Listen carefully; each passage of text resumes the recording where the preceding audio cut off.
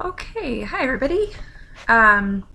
So today my project is on lymphocytic choriomeningitis virus and herpes simplex virus. And this is Tori talking. We're going to go ahead and start with lymphocytic choriomeningitis virus. And it's my little space guy, but again, it's lymphocytic choriomeningitis virus.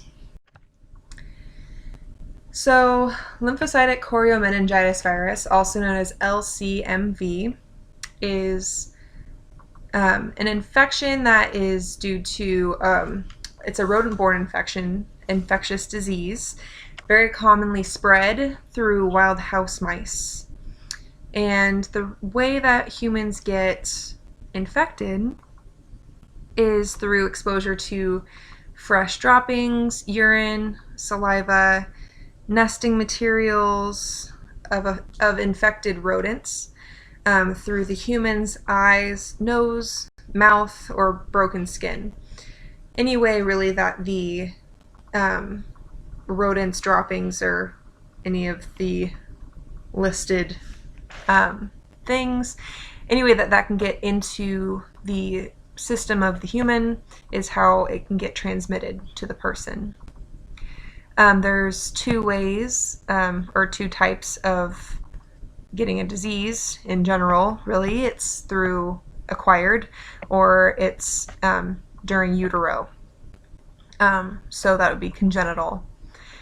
The pregnant mother often has the symptoms of acquired, and unfortunately the virus itself can cause very severe deficits in the fetus. Much like Zika virus works, not all rodents will give you LCMV, just like with mosquitoes and Zika virus. Not every mosquito bite is going to give you Zika. It just is from an infected rodent that has LCMV is how it is transmitted to humans. So as far as the pathogenesis goes, the virus will enter the bloodstream and travel to organs. And again, that's through the rodents, the infected rodents' droppings or urine, saliva, etc. Getting into the human, goes to the bloodstream, travels to organs.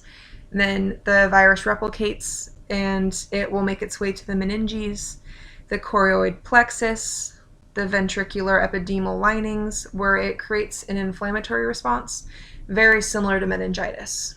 And this is where a lot of physicians and researchers believe that misdiagnosis is often made, which puts an impact on our incidence numbers, and I'll go through that in a couple of slides here.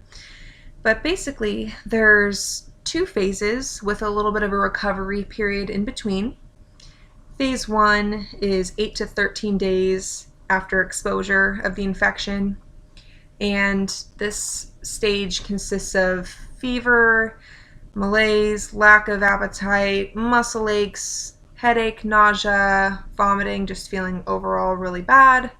Then they'll feel a little bit better, and this is followed by meningitis encephalitis, meningioencephalitis, and acute hydrocephalus. Inflammation during this phase has been linked to nerve deafness, and this is what the article that I got this from used. But basically, we can say that's a sensory neural hearing loss or a neural hearing loss specifically. Often the person is treated during the first phase, and then they're treated for the second phase, all based on the symptoms that they're presenting with when they go to the hospital. A particular blood draw or any sort of testing specifically for LCMV is not often done. So a lot of times they're treated for the symptoms that they're presenting with when they come to the hospital. So this is also contributing to the the difference in incidence rates from what is actually seen versus what they expect should be seen. When we're looking at pathogenesis for the congenital variety, the mother is infected with the virus during pregnancy. Often she'll go through the same phases as the acquired. And then the fetus itself is going to be contracting the infection with much greater implications than for the acquired cases. The timing of the infection, exposure of the fetus, really determines the outcome once the infant or once the fetus is born, if it is born. So if they contract LCMV during the first trimester, very, very commonly this leads to fetal death or natural termination of the pregnancy. In the second and third trimesters, this will lead to severe, very serious birth defects, including vision problems. Most of the time it's blindness, mental retardation, and hydrocephalus. So a lot of really difficult things are going to be ahead of this child. We're going to see a scan in a slide or two, really showing the effects on the brain, and through the scans you can really see how detrimental it can be. This is that slide that I was referring to before. So on my screen, it's probably the same on your screen, but the panel A and C on the left side of the screen shows normal brains scans of people, and then we see LCMV. So the first panel, panel A, is pointing to the cerebellum of a normal person. You can tell it's big, it's taking up a good amount of room. It looks like the cortex is kind of being, not necessarily being pushed up, but it looks like it's being pushed up when you're looking at the panel B in LCMV, where it looks like the cortex is really hanging down in the occipital portion and the cerebellum is really small. So that's the main difference that they're showing you there. Among other things, I think if you just look at the brain in general and the landmarks, everything looks a little bit different. Nothing looks particularly normal. There might be, you could see the diencephalon in the brain is there, but it's abnormal looking. So it looks like there's a lot going on there. If you look down to C and D, C is again showing a normal brain scan, and D is showing an LCMV patient. You can see the little arrow that's pointing on C is really showing you the sulci, the gyri and sulci in the brain. And if you look at panel D, there's pretty much no features on the cortex. It's very smooth. There's paraventricular calcifications, which is what the little black arrows in panel D are pointing to. And this is really common in the diagnosis of LCMV. So on to epidemiology. Again, these numbers, as I was saying before, are skewed in that there's a lack of diagnosis or underdiagnosis or misdiagnosis in regards to LCMV. The incidence is right now 2 to 5% depending on your geographical location. So the geographical location meaning that wherever rodents, so mice, gerbils, rabbits, hamsters, any rodent that can contract LCMV, in places where they are more prominent, there's a higher incidence, obviously. There's less than 1% mortality rate of people who acquire LCMV. And again, this number is referring to acquired and congenital. And a lot of times the fetal deaths are not recorded as LCMV related mortality rates, just because LCMV itself is not really a common disorder or a common virus, and it often presents itself as other things. So these are skewed data. Of the documented LCMV cases in total, 7.4% of them have an incidence of hearing loss. So we're looking at a really small number of people in general that are going to be presenting with hearing loss that have LCMV. And less than 100 cases have been reported worldwide, so you can really see how rare of a virus this is, or rarely, not rare in itself, but rarely reported virus. And again, scientists believe it to be much greater. There's lack of reporting, and we covered that. So when we're looking at risk factors, the owners of rodents from infected breeder sites and laboratory workers who test on mice are definitely big risk factors. Like with other animals, there are pet farms for rodents, and depending on where you get your rodents from, an entire batch of rodents could be infected with the LCMV. So even if you have an animal from a pet store, often the pet store is not going to be paying a veterinarian to come and test the mice and gerbils and hamsters and rabbits that are coming into their pet store. That would be too expensive, obviously. So I was reading about LCMV and how it could be even in pet stores and in laboratory mice as well, depending on where they're getting their mice from. So something to think about.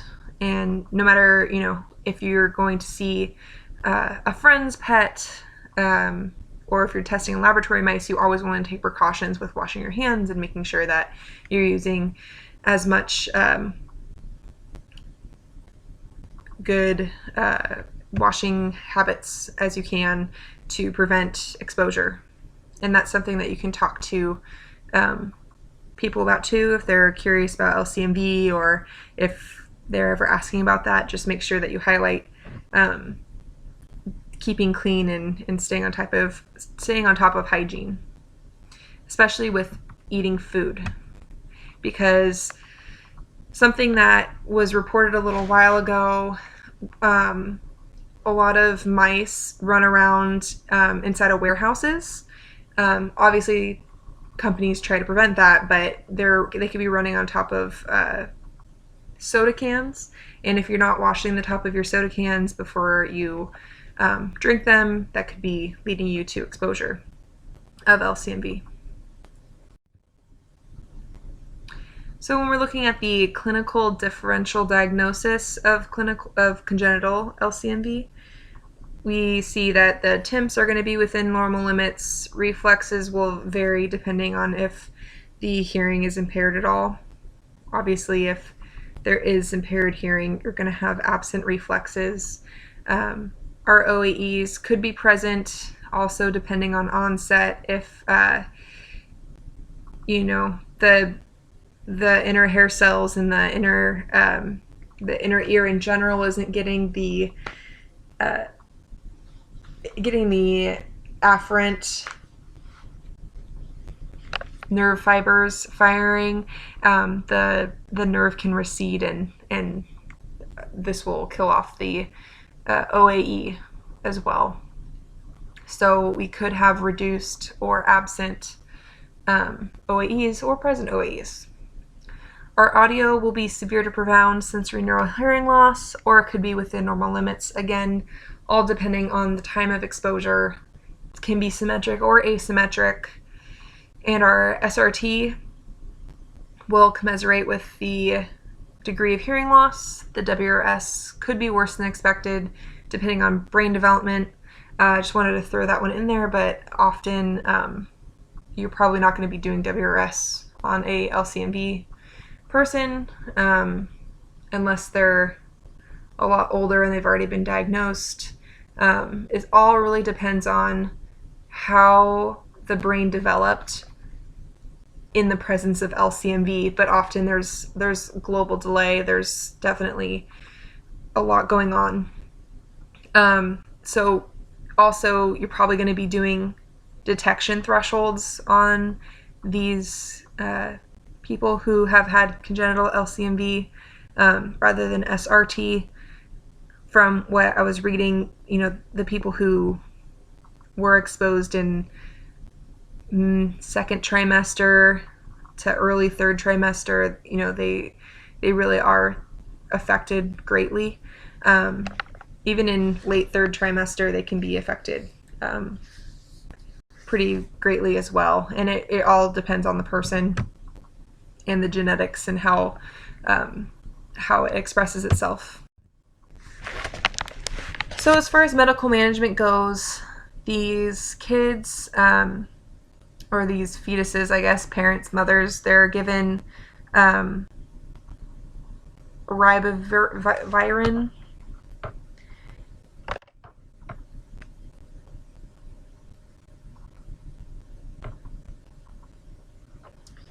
Okay, so they're given ribavirin, and ribavirin is a common drug that's used to combat this virus in acquired cases. Actually, the drug has not been shown to help in congenital cases yet. There's been a lot of research going on, specifically in petri dishes, trying to see if the drug will help in utero, but it's not yet okay for mothers to be taking ribavirin for their fetus to help it get any better than what it would have if it was not given the virus. As far as audiological treatment goes, basically we're looking at amplification, FM systems, and other assistive listening devices. CI was mentioned, but it's not really a great option because it's not really cochlea damage as far as hair cells go. It's nerve damage, so putting an electrode array into the inner ear is generally not going to give much of a difference than amplification. However, it did say that if amplification is really not working, CI can be used kind of as a Hail Mary to try to give, as much audiological input as you can into these people. They will have really severe vision problems anyway because LCMV has a much greater impact on vision than it does hearing. So because of this, hearing function is of really high importance for these people who have congenital LCMV. So that is it for the LCMV part of my presentation. We'll revisit it at the end, talk about the differences between my next case, or my next pathology, herpes simplex virus, and LCMV with the clinical case presentation. But let's go into herpes simplex, also known as HSV. I'll probably just say herpes for the rest of this presentation. There's two different types of herpes simplex. We have HSV1, known as oral herpes, and HSV2, known as genital herpes. When it has HSV1 and HSV2, this just means where it was originally acquired. But even that being said, there could be HSV1 in the genital area and there can be HSV2 in the oral area. It's just where it's commonly seen is really how it's named. So transmission of herpes can occur between two people when one person is excreting the virus and it comes into contact with a mucosal tissue or broken skin of another person. So this isn't something that you're going to contract by breathing near somebody. It has to be some sort of contact. So, that's why it's contracted in the genital area and in the mouth, because this is where mucosal tissue is closest to the surface. Neonates can be exposed during the birthing process if the mother has active sores. And we'll talk a little bit about the different kinds of herpes kind of activity level, for lack of a better word, in a couple slides here. So as far as pathogenesis goes, herpes simplex enters the bloodstream and it infects the neurons all the way to the dorsal root ganglion, which is in the spinal cord. The virus will lay dormant here until conditions of the body trigger the release of the virus to the skin surface, and this is what causes those sores that you commonly see in TV, movies, media in general. So when they talk about herpes, they show the sores. Just because somebody doesn't have sores doesn't mean that they don't have herpes. It's not like it's constantly there. They just come and go when conditions are right. Oops. So there's 47.8% of all humans in the United States have oral herpes. Predominantly Hispanic American population had the highest incidence of oral herpes. And then 11.9% had the HSV2 or the genital herpes. And predominantly it was reported in African American populations for that incidence. 1 in 3,200 live births will develop congenital herpes simplex virus, and about 4 million births per year, meaning that there's about 1,500 herpes simplex births per year. 95% being contracted perinatally during the birthing process. So this kind of brings in risk factors, which I believe is the next slide. But obviously, if we can do something to limit the exposure of herpes simplex in these neonates, perhaps looking at the different ways of contracting, so either in utero, perinatally, or postnatal infections is where they started. So risk factors for herpes simplex, having unprotected sex is number 1. Having a natural delivery, and because herpes simplex often shows itself, because herpes simplex, the sores are in the genital area, which HSV2, this is where a lot of times the neonates are getting the diseases, because there's some sort of excretion of the virus is happening in the genital area while birthing, and the baby is getting coated in that virus, unfortunately, while they're being born. So C-section has been talked about as an alternative when the mom is having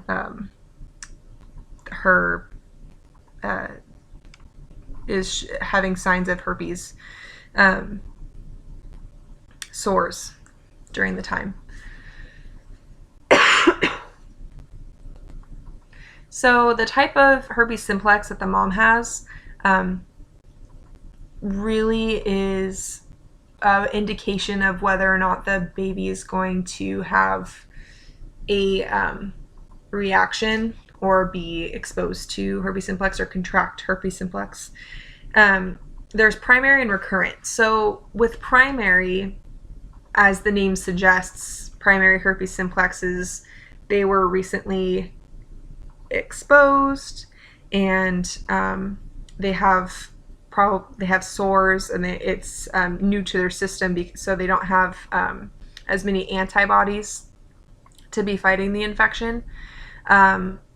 So her immune system isn't as good as limiting the amount of herpes simplex that's near the surface of the skin where it's able to excrete. Then we have recurrent herpes simplex, and this is if the exposure was a while ago and it's laying dormant in the dorsal root ganglion, and it's kind of just, it comes and goes when the body conditions are right. This is when you're having, this is recurrent herpes simplex. And studies have shown that there's a much higher risk in primary herpes simplex virus for the infant to be contracting HSV. And obviously, you know, the mom's herpes simplex virus antibody status plays into that. As I was saying before, the recurrent, you know, you have a lot of antibodies that are built up, whereas the primary, they don't, because it's kind of a new exposure. And then also duration of rupture of membranes during the birthing process. It's going to be kind of a more prolonged rupture. As you know, labor ensues, ruptures occur. So the more the virus has time to kind of release itself, the more risk there is for the infant to contract. So also there is a it's hard for me to say this word, but mucocutaneous barrier around the baby when it's being born. So if that barrier is really thin, obviously there's going to be a higher risk. If it's thicker, less of a risk during the birthing process. This can be avoided through C-section. So a lot of times people, doctors will recommend cesarean delivery to avoid the exposure of herpes to the infant. All right, so then we have medical management of herpes simplex. A lot of times the adults will even go on acyclovir, and this is a suppressive therapy. It's a medication that it's not a suppressive therapy. It is a antiviral medication, and the infected mothers can go on a suppressive therapy as well as acyclovir to help limit the exposure, or you know, try to make sure that the baby's not going to be infected as best as they can. And then there's anti-herpetic agents and steroids that are used to limit the sores themselves.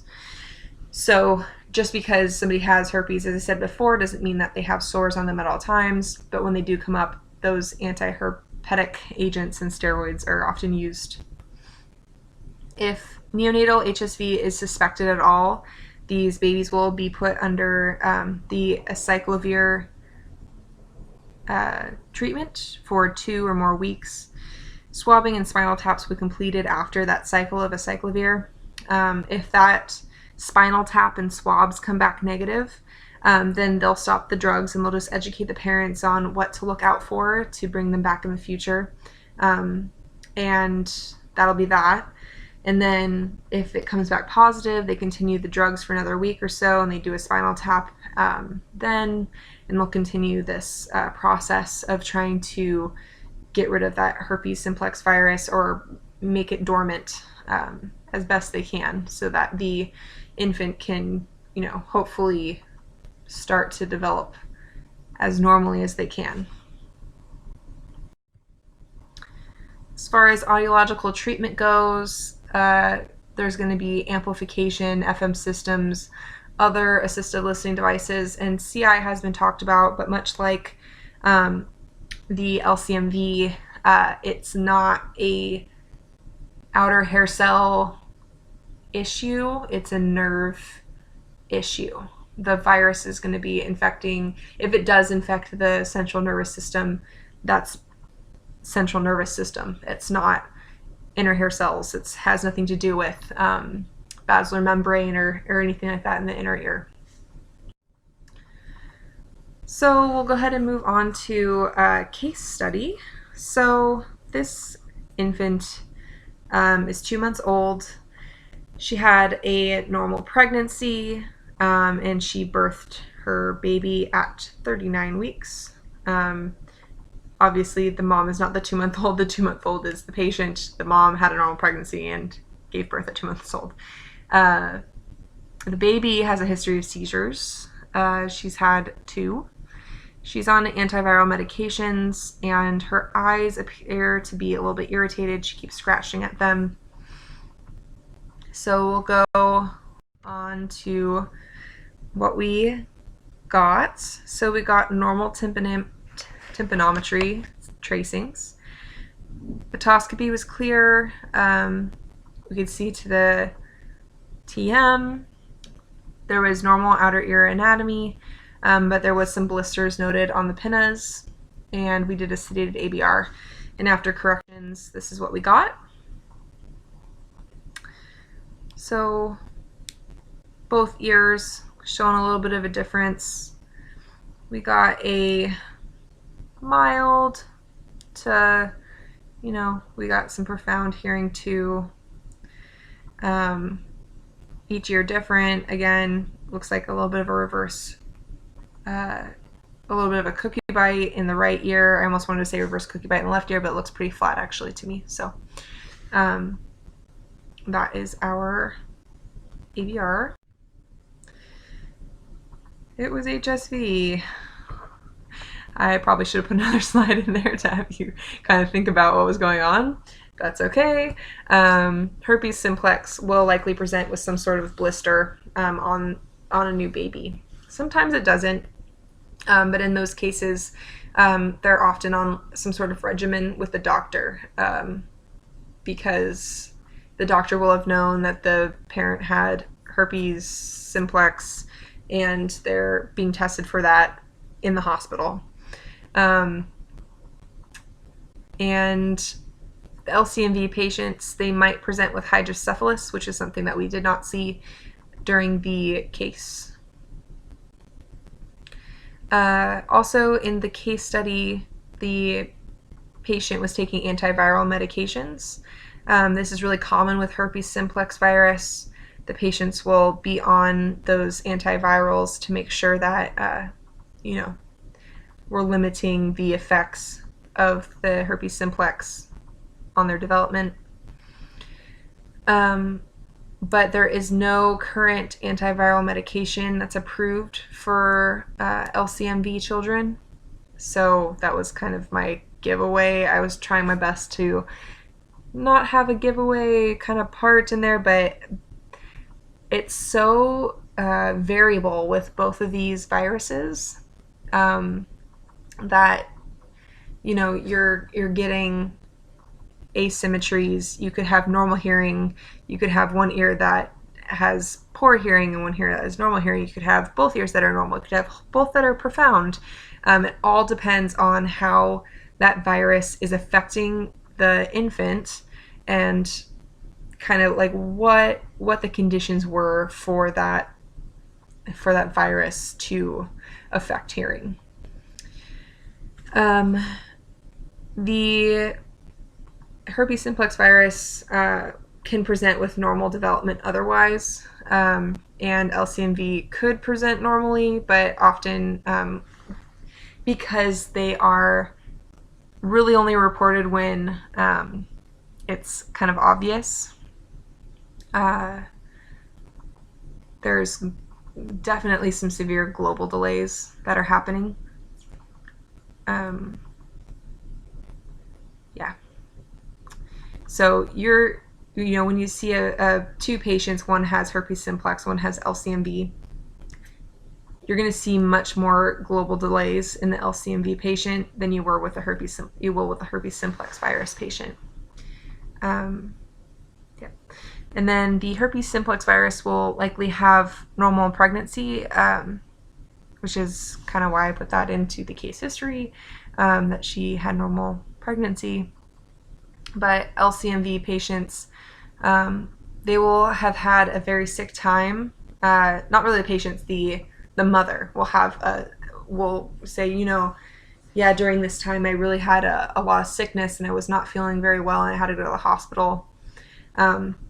And scans of the baby could have shown during that time that there was something going on, especially if there's some sort of hydrocephalus happening, where the brain or the head would be a lot bigger than the body than normal. So that's kind of the difference between the herpes simplex virus and the LCMV. And I wanted to put in some pictures of rodents to show you that they're cute and they're not all bad, and I just thought these pictures were cute anyway. Yeah, anyway. So I had some really good articles in this research that I did.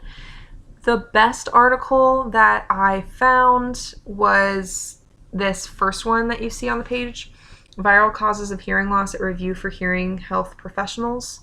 And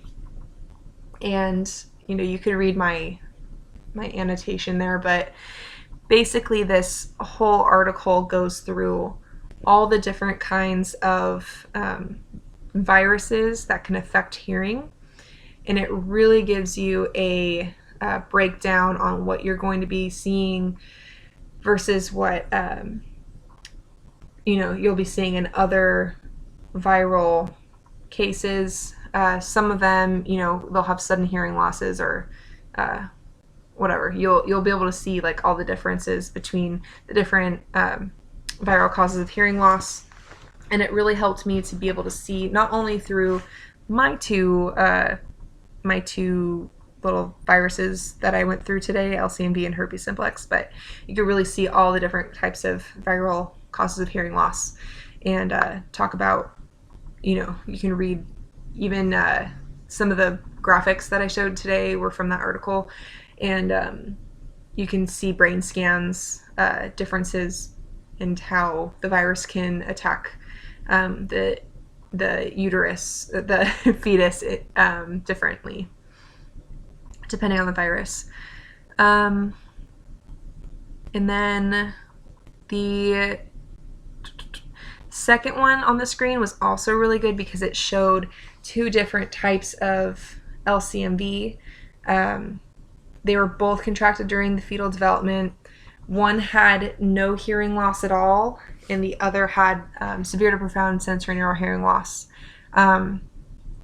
Imaging was included in this article as well, and it demonstrated really the LCMV effects on the brain. That was actually the image that I showed, the side-by-side of normal brain and LCMV brain. And it really shows how the virus can vary from person to person with how it's presenting in once they're born.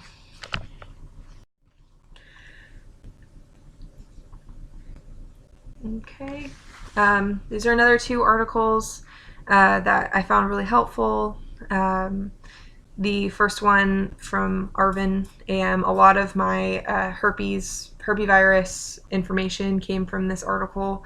And then Dr. Kimberlin has, you can see, I'll show you my my works cited, but she had a lot of different articles. You can tell she's really, she really has a passion for researching herpes simplex in neonates. And it really shows the difference between HSV1 and HSV2 on the infants that are born. So I want to thank Thank you. I have another thing, but those were the ones that I wanted to talk about. So my works cited.